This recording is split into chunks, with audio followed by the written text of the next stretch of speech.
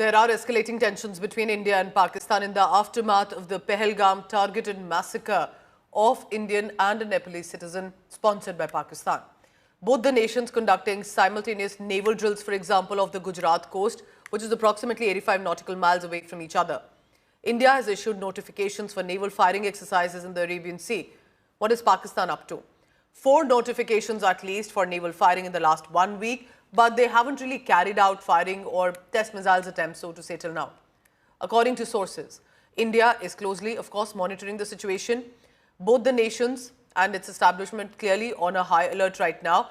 But remember, at this time, Pakistan continues to deny its role, expectedly, in the Pahalgam attack. But also remember, Pakistan's Deputy Prime Minister, their Foreign Minister, as much as said, we got a terror outfit's name removed because we refused to accept that TRF was a part of this attack. TRF is a terror outfit, the resistance front, by a proxy of lashkar-e-taiba.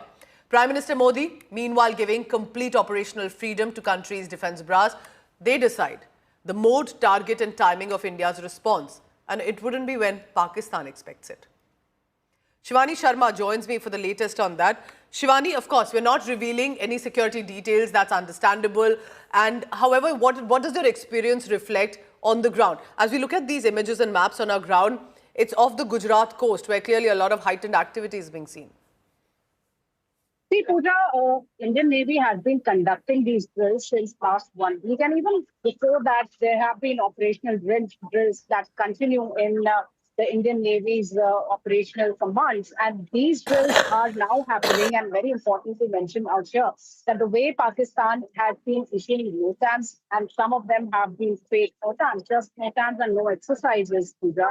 So Indian Navy, Indian Army, Indian Air Force, they all are keeping their assets ready. They are countering any kind of challenges.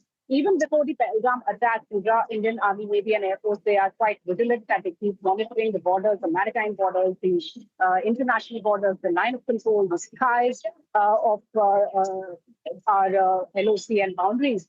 And now, again, one NOTAM has been issued that shows that Indian Navy will continue demonstrating its operational preparedness. And this time, it's important to mention that it is quite close to the NOTAM that has been issued by Pakistan's Navy. And this is off the coast of Gujarat. So Indian forces, they want to give out a message that they are not sitting silent. They are preparing for any kind of adversity. They are ready for any kind of operation. So that's the strong message, and added advantage has been for the forces now after the CCS, two rounds of CCS have already completed. And the Prime Minister, the government, through the sources, this all we have been conveyed, that the Prime Minister has given full operational freedom to the forces. Yes. Now they have to decide when, where, and what kind of strike they will be taking on Pakistan's territory. Shivani, thank you very much for now. I want to bring to the viewer, what are these sort of drills that are happening? On your screens, remember that these are maritime drills that have been conducted, for example, in right now of the Gujarat coast. Both nations are doing it. But eventually, when it comes to, if and when, with regard to a direct war, how are we looking at the military strength? The fleet strength, especially of the naval power, is definitely double when it comes to India. We are consistently adding to it. Remember that Rafale jets aircraft, the marine aircrafts that are also being added to the fleet in the years to come.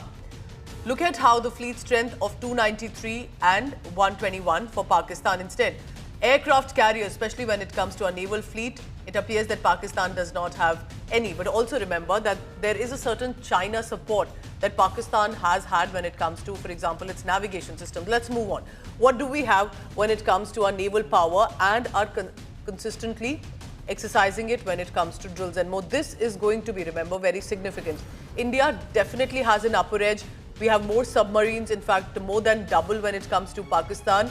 And for 1971 war, remember, viewer, it was in many ways what unfolded in the sea with regard to the warship that India managed to have information access to has also saved our nation. The destroyers, again, India has in multiple numbers. But all of this, remember, is self-defense.